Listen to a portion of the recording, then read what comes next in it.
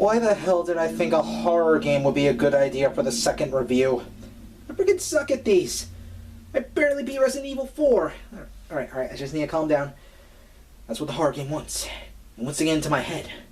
It wants me scared. I can't be scared. I must be calm. I must be reasonable. I must be tactical. I must be sensible. I must be all those things. I'm gonna take you on. And I'm gonna beat you down. Bring it!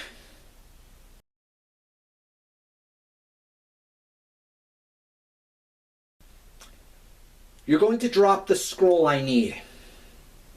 I have been grinding for an hour for this stupid extra boss.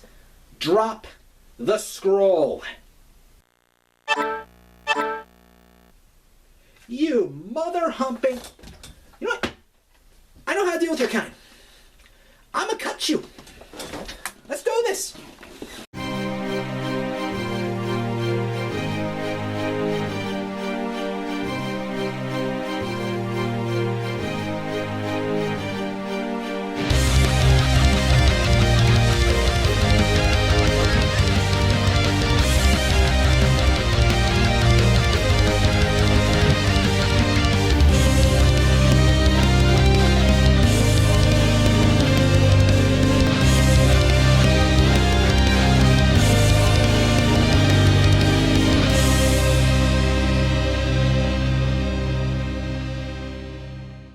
Hello and welcome to the Smartest Moron, where hopefully today's game will be a lot better than last week's. Today is Koudelka, which I'm sure most of you probably never heard about. At least I'm just taking a wild guess, I don't know, because I never heard about it. But anyway, it's actually a horror RPG, and, well, those are freaking rare as all hell.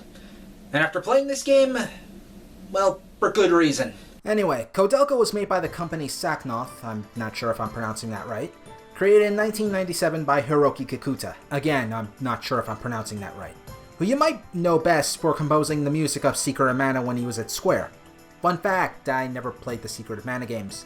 With Koudelka, he wanted to take RPGs in a new direction, and seemed very passionate about it. As his wiki page claims, he read over 100 books on British history, and took the design team on a trip to Wales to study the county. However, he also decided to work on this project because he also considered the current RPGs at the time to be, and I quote, disjointed, juvenile, and stagnant. You know, when I said that quote to my friends, they told me this guy didn't know crap, and I agree. So, the only fair thing we can do is list off a few RPGs made at that time and before that time that do not fit the quote.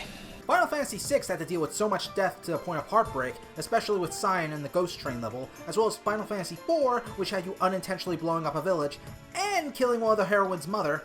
And do I even need to go with Final Fantasy VII at this point? Or how about Final Fantasy Tactics, aka the story of frigging tragedy? Suikoden had to deal with a war that had the hero betraying his own father and country, and then having to kill his father in an honorable duel to the death, while also losing what could be considered his second father after Gremio sacrificed himself. Breath of Fire 2 had to deal with evil religion and losing your family, forced to grow up in a harsh world while also learning about sacrifice, and believe me, there was plenty of that going around.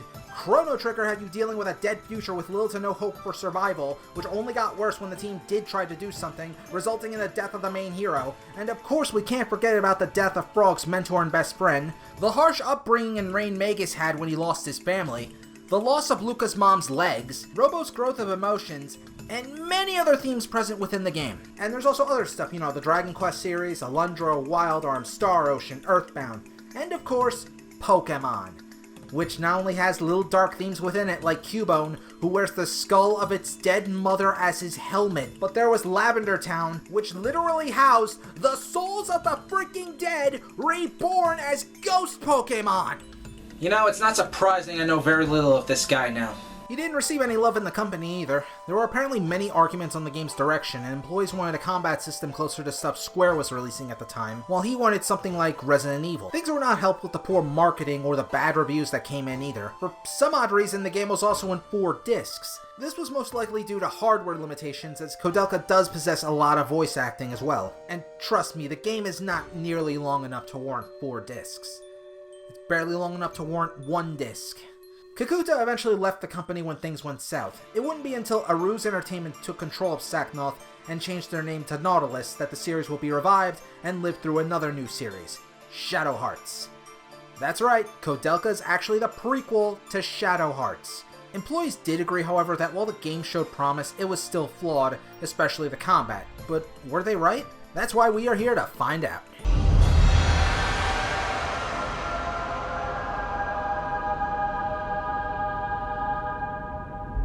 The environments are certainly well drawn and cool looking, and it's easy to get yourself lost in it.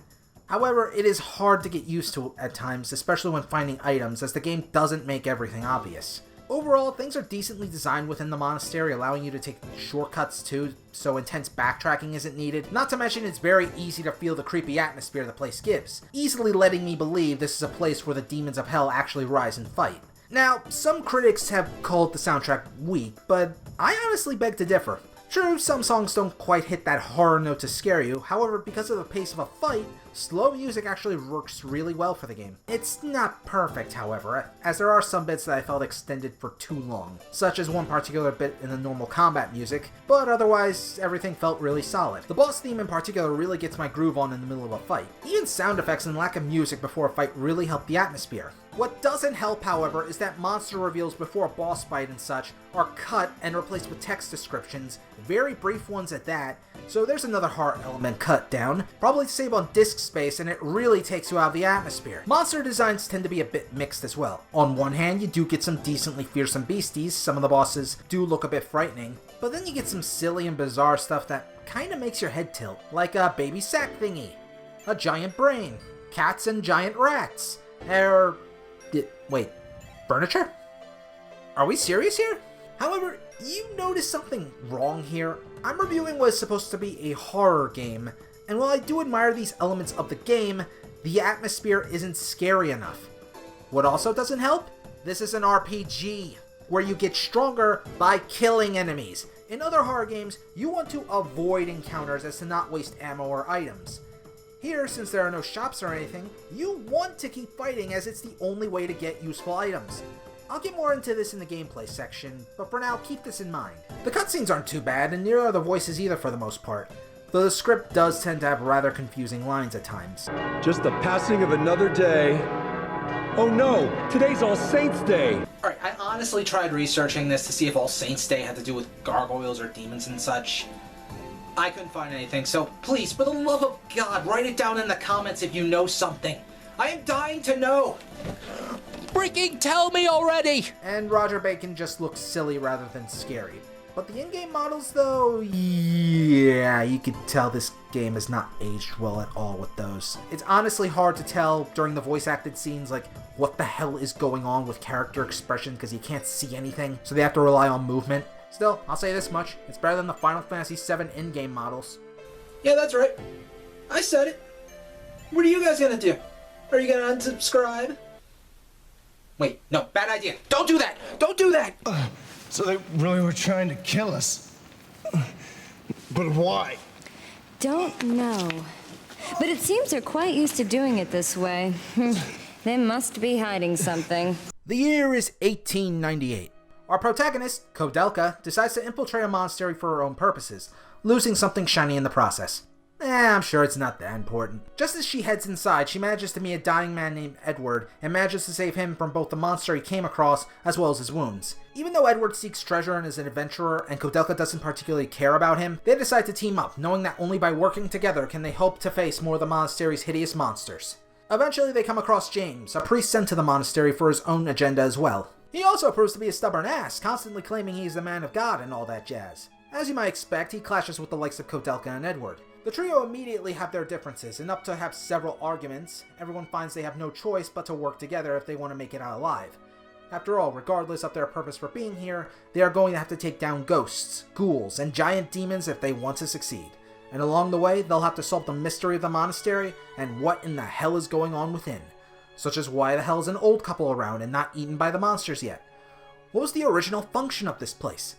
And why is All Saints' Day important in this game?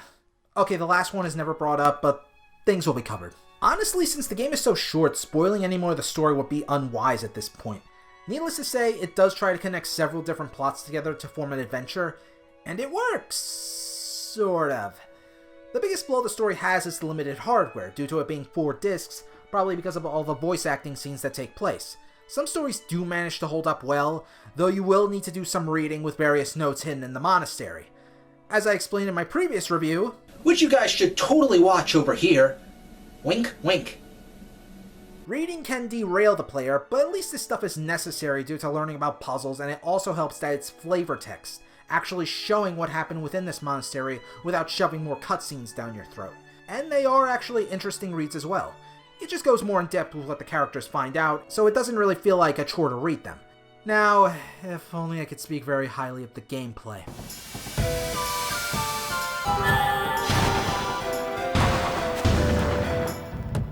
Hey, have you ever played Final Fantasy Tactics? Congrats, you played a much better version of Koudelka! But okay, for those that have never played something similar, allow me to explain. You take control of up to 3 characters, each one customizable, and you can move them all over the board. However, there is a bit of a difference. The difference in moving compared to other tactical games, however, is that you can never move right past the enemy to strike them from behind, or try to hit a new target that's farther away. This pretty much leaves any melee fighter to both act as the sword and the shield, letting them make sure enemies don't stab the mage or gunner in the face, but also having to cleave their way through the enemies starting at the front. As for your weapons, you basically have everything, from your bare hands, to swords and spears, to maces, to guns, to even magic such as elemental spells, buffs, healing, and more. You can also level up the power and skill of a weapon or spell by constantly using it over and over again in a fight. While it does take a while, the effects are extremely useful, allowing for weapons to hit multiple times, while magic not only grows more powerful, but can affect more targets based on positioning. However, any and all melee weapons can break. This would normally be a problem, and it is, but for the wrong reasons. You see, there is no currency system, so there's no shop either to buy gear. You have to find it all over the monastery or by defeating monsters. And they will become so common, by the time you break one weapon, you'll have another 15 weapons waiting for you to use, and break again. Sadly, the same goes for items as well, such as the ones that restore your HP and MP. They work in the same way, in that you have to find them throughout the monastery, or by defeating the monsters. And odds are you will have plenty, especially as each time you level up, your character's HP and MP is automatically restored, so you won't waste a healing item, or you don't want to waste a healing item if you know they're going to level up soon. The only exception I can think of are the armor and accessories, which only drop from specific enemies. And as you saw earlier, it did take me a few hours for the items to drop during my second playthrough. And I only did that to fight an extra boss, and they're not even that necessary, though they are helpful. You're probably starting to notice one of the main problems here already, aren't you? The lack of challenge will make itself apparent when you have so many items you don't know what to do with them. True, it may not stop enemies from hitting hard, but what's the point when you can just heal all of that damage anyway? Leveling is incredibly easy as well, as sometimes one fight is enough to raise it. When you do level up, you can allocate up to 4 points to your stats, at least until they reach 99, though there is a way to break past that with equipment, accessories, etc. Some planning is a bit needed though, as you need the right balance. For instance, raise strength as high as you like, but without a decent dexterity stat, you are going to miss a lot. Still, it's not as hard as you might think, and really easy to figure out once you get the hang of it. The one thing I really love is how you can customize each character the way you want. True, Koudelka is better at magic than Edward, but at least you can turn that around. There is some variety with enemies, and each have their own weaknesses, but can mostly be disposed of all the same way. Most of the time. Bosses are slightly different in that using a team of pure magic or physical fighters can either be a pain in the ass, or downright impossible. Another reason why balance is needed in your team. Even so, shouldn't pose too much of a problem. In fact, it's one of the only things that helps gameplay become more interesting, otherwise bosses would be easier to plow through. Then there are the puzzles, meaning unless you are using a guide, you have to pay special attention to certain scenes, otherwise you may not know what to do. Certain items are needed to progress, meaning you will probably have to do a lot of backtracking if you mess a certain thing up. There are also notes and such you can collect, as I said earlier, which offer interesting material in the backstory of the monastery and certain characters, but also clues on how to solve the puzzles too. There's really nothing else I can add to the gameplay. It certainly feels solid enough, but due to the lack of challenge and a need to actually fight in order to get stronger, diminishes whatever other aspect of horror the game could produce. If you already know what you're doing, the game will be a cakewalk, for the most part. Even when you rush through, odds are you should have enough items to make it through regardless. Hell, I beat the game in 8 hours the first time, and I was trying not to do all the extra stuff like the extra boss. This really isn't how an RPG should function, especially when you consider other games made at the time. Similar to how the world of Final Fantasy XIII is limited, so is the world in the game by choosing to focus solely on the monastery. The story opens up some good stuff, sure, but you aren't going to find anything lasting. The game is split into 4 discs, and at the same time, with a game like Final Fantasy VII guaranteed to eat up at least 50 or more hours, you expect something that'll last you a month or two, not a day or two rental from Blockbuster. There are no real completion bonuses either, not even a New Game Plus. You can get bonus items by saving at specific times, though these are really unneeded unless you suck at RPGs hard. Plus it's a pain in the ass since you do need specific seconds as well, so timing is crucial. Then you can also fight a bonus boss as well, the Gargoyle. No, not that gargoyle, this gargoyle. The gargoyle is the hardest enemy in the game, especially as he grows stronger the more you level up. Of course, when you fight him with just Koudelka, it's impossible unless you're super high leveled. I mean, nothing I do works. How can I possibly hope to defeat such a— oh, wait, I just literally run away. Huh. He is easy to beat, however, if you have the scrolls, which were a bitch to find from certain enemies, or if you have a weapon called the Gargoyle Claw. You can get through that save trick I mentioned. After kicking its ass all over this great monastery, you do get to find a reward that the game doesn't make clear. I never would have even found this without a guide either. With it, you can gain the unholy sword known as Saknoth. Well, why should they not name a weapon after themselves? I mean, after all, at the time, they made 2 games! And this one was poorly reviewed, and the other one I don't have the console for, because it was so freaking old that when they made the game, the console died. Yeah, no wonder we don't see much from these guys. Poor little angel. Poor little angel? Me? Save your pity for yourself.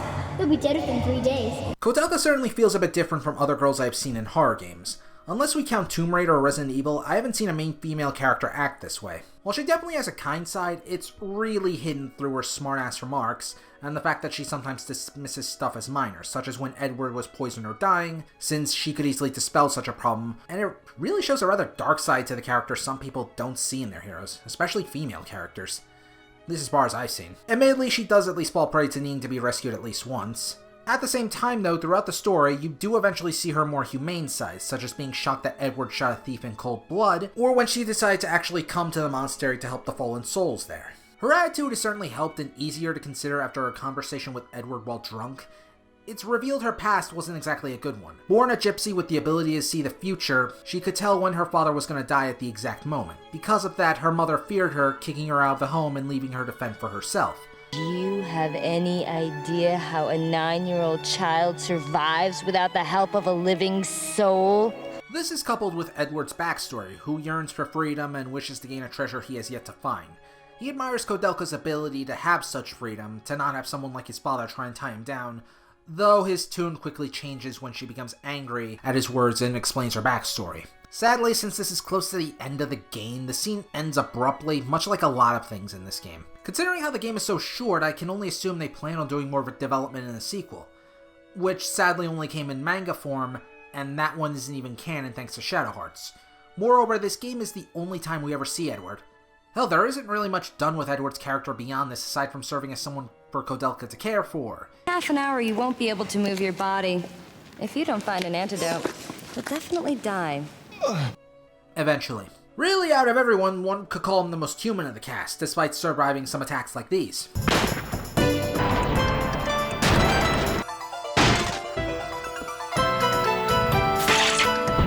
But some surprising things are shown, like an appreciation for poetry, unable to tolerate James for most of the game when James is on his holier-than-thou attitude, but perhaps one of the more interesting contrasts is his ability to have a killer instinct. Still, sadly the game doesn't do much for poor Edward.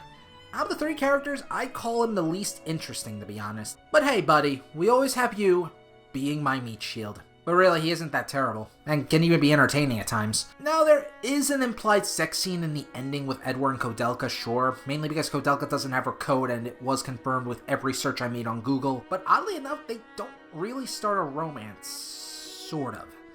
They go off on their separate ways, and I have to admit this is something I kinda like seeing as it doesn't turn our heroes into sappy people, while opening some wiggle room for sequel baiting. While I am a fan of romance, it can change characters for either the better or for the worse, the latter of which being especially painful if it's forced on a character. See the last review for that. Admittedly, I'm wondering if Edward is going to die a horrible death since he was the one on my team that kept breaking my weapons and nearly got himself killed twice, but really I feel the romance angle was done better with James and Elaine, and the voice actor does a pretty good job in conveying his pained emotion to her spirit, particularly whenever the two have a chance to talk. Wait, Elaine! God, curse! What a cruel world! I gave everything for your happiness, and now what am I left with? Speaking of James, he starts off as pretty much the character you want to punch in the face immediately by being constantly annoying with his faith, the way he looks down on others, and his need to always talk. Thankfully, his development makes up for it regarding his connection to the monastery and Elaine, as well as what he was sent to acquire, the emigre document. Admittedly, it is nice to see the group slowly get on the same page towards the end of the game and when James reveals his true intentions, but the constant arguments do get a bit grating for about the first half. Nonetheless, the main characters are a plus to the game, as they actually get me more interested in learning about them. Much like the monastery, there's a bit of mystery with them as well to uncover. It's just not my cup of tea all the time, if the previous review was any indication. Sadly, other characters don't get as much development as our heroes do. Fortunately, they don't need that much to get their points across. In the case of the old couple, we see how they lied to the team and why they are obsessed with this place, or even how twisted this area was in the past through the readings. We could just see why in the hell these spirits are so angry and filled with a need to kill. One story in particular with the girl Charlotte is just tragic, and it's easy to see why she is filled with so much hatred. You can't help but pity some of these spirits. Roger Bacon, though, isn't really used that much and comes across as silly given his voice and appearance. I really can't help but smile whenever I hear this guy try to talk. Yeah, the secret of the Fomors from the bottom of the sea. Emigre! I'm sure he was meant to seem frightening due to how he looks kinda like a zombie, but it never feels that way. Moreover, he isn't even an antagonist in this game. His job is mainly for backstory and some help with the heroes. Not much development, if any, is done with the guy. Now, for the overall flaws present within the story and characters, again, the length of the game. RPGs tend to be a type of games you can pick up if you want a decently long adventure. About, say, 20 or more hours, give or take. This game can't even last half as long if you know what you're doing, and a lot of the game is either fighting or puzzle solving. There is indeed story, but for the first half, the player is kept in the dark about the true foe. So this has to be one of the few games where there isn't really some super evil being plotting to kill the heroes or take over the world. Just a story about a woman who wants to save the souls here, a man eager for adventure, and another man seeking redemption for allowing all this to happen to a woman he wants and still loves. And hey, at least the game doesn't end up dragging itself, unless you don't know how to solve a puzzle or get a certain item. At the same time though, it does kind of feel like it's cramming all these stories together with barely enough room to breathe. Still, despite some problems, I actually did find myself interested in the story rather than the gameplay. But it's easy to see that the gameplay was a secondary thought for the team due to the lack of extras or other ways to extend the life of the game. Odds are the payoff just isn't worth it, and I can easily see why the game got low scores because of it. And to be honest, it's a real damn shame. What have I been doing with my life?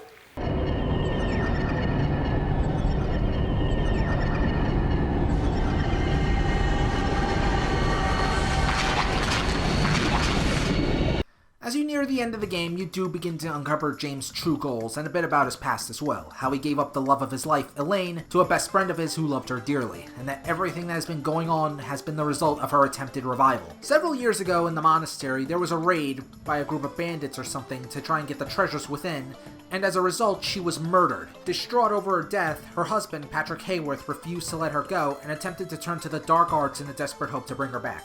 Because, that's a perfectly sane idea. He even had help in the form of the old couple and a man named Albert Simon, who we'll see later in the Shadowheart series. However, the resurrection did involve the item James was searching for, the emigre document, an item that allows for the ritual to bring the dead back to life. As you explored the monastery earlier, yeah, you can see that plan turned to crap really damn quickly. Once you meet Elaine's spirit, you find out that only her body was brought back, but not the soul, resulting in a demon taking over her body. When Koudelka manages to summon her, it's revealed that Elaine was the one to give the message to Koudelka in the first place to come to the monastery to help put her spirit to rest, among other spirits as well. And she also makes sure to tell James at the time to destroy that body, calling it a sin to God. So, in short, kill the demon final boss to free her. Some more puzzle solving later, a drunken Koudelka and Edward talking to each other about their past. Wait, stop. How the hell do they get sober before the final fight? I mean, you're freaking drunk. I don't trust you with a freaking sword or fireball. And we finally get started with the battles to reach Elaine, which mainly consist of fighting vines, which are somehow surviving the fire. It's magic. If I get hung up on this, I'll never finish the damn review. Alright, now to the final battle with Monster Elaine. I did get a warning about a pendant, but I'm sure everything will be okay. I killed the freaking gargoyle. How hard can this be?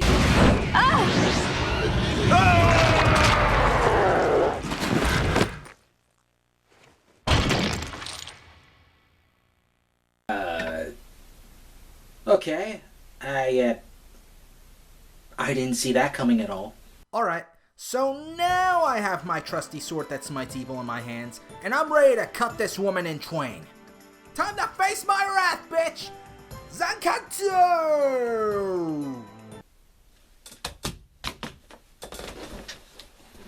Well, that would have been the real reaction I would have had, minus breaking the game discs, of course, had I not spoiled myself regarding the endings you could collect. You see, remember that pendant Koudelka lost very early on in the game? Yeah, if you didn't find that during the part where she was alone by draining the water for another puzzle, you are screwed and cannot complete the game. Odds are, though, you could always backtrack whenever to pick it up, or, according to another source, you have to kill evil black cats and hope they drop the pendant. This is probably because you can easily discard the pendant like any other item. Anyway, after you make sure you have the pendant, now you can fight the final boss. The pendant protects against Elaine's atomic breath, and after a gunshot manages to stun the creature, the group decides to run up the stairs to avoid it, only to end up fighting it twice in a row up a set of stairs, all without any scares. After 2 victories and reaching the roof, they come upon its final insect form. Not really scary, and the only reason I'm shaking is because I hate bugs of all shapes and sizes. After stomping on this boss, you get one of 2 endings, which is basically the group resting after the fight and wondering what the monster Elaine was going to say before blowing up. James eventually talks about how memories are important, and wait, that's it? No kind of parting ways or anything? That's a bit of a letdown, to be honest, and really not much of a resolution. Actually, you need to lose in the final battle to get the canon ending. A bit harder for me due to my awesome leveling, but doable. This ending has the group about to be killed by the Elaine monster. However, James makes one last stand, stating how much he loves Elaine before a large white light manages to interrupt him. Have you seen the light? Yes! Yes! Jesus H. Goddamn Christ! I have seen the light! Elaine and James ascend to heaven, I think, while Edward tries to save Koudelka while the monastery suddenly begins to crumble and explode around them. Apparently Michael Bay decides to step in as well. So they decide to jump, to their unfortunate demise. Nah, they're perfectly fine somehow. I don't know, I think the game has levitate magic, so let's go with that. After a night in the tent... You could probably guess what happened next. Yes, yes. No, they did not have ice cream sandwiches. Although now I'm really hungry for one. They go off on their separate ways, with Koudelka telling Edward what her name means. Treasure. Certainly has a special meaning to the constantly adventuring Edward, who doesn't stay with her due to his constant need to journey for something. Roger asks Koudelka if it will be alright, but she knows she and Edward will meet again. And that's the canon ending. Yeah, nothing else. It just ends there and leads into a manga series! Which isn't canon thanks to Shadow Hearts. Whoops.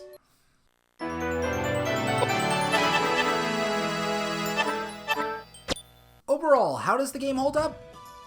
Well, it's certainly not bad, but it's nothing special either. Age has worn down this game considerably, and I can understand why most critics would rate the game so low. The horror element is lost a lot of the time, replacing what should be scary scenes with text right before a boss fight, or allowing the player to want to keep fighting more monsters either to level up or gain items. Not to mention that the extra stuff, like trying to save at specific moments for extra items, or trying to fight the gargoyle, are not worth the extra hours to put into the game. The story is certainly interesting, allowing for some character growth for everyone, though maybe not so much for Edward, but at the same time it feels a bit crammed and the resolution for some bits is abrupt. And I actually like the music too. Still, with the game's short length and how the stories come and go, it's really up to the player to see if it'll be worth their time. But for a brand new copy that's around $200, it's not nearly worth it. If you can find it for cheaper, I'd say check it out. As for the 4 discs, they probably could have cut that down had they just reduced the voice acting or something, but would it have been just as effective? Maybe, maybe not. Farewell, Saknoth, for the next time we meet, you will be taken over, and the Shadow Hearts series will begin. And yes, I will be covering the Shadow Hearts series because I really, really want to play that game. Unfortunately, guys, I gotta take a vacation. But I do have some good news.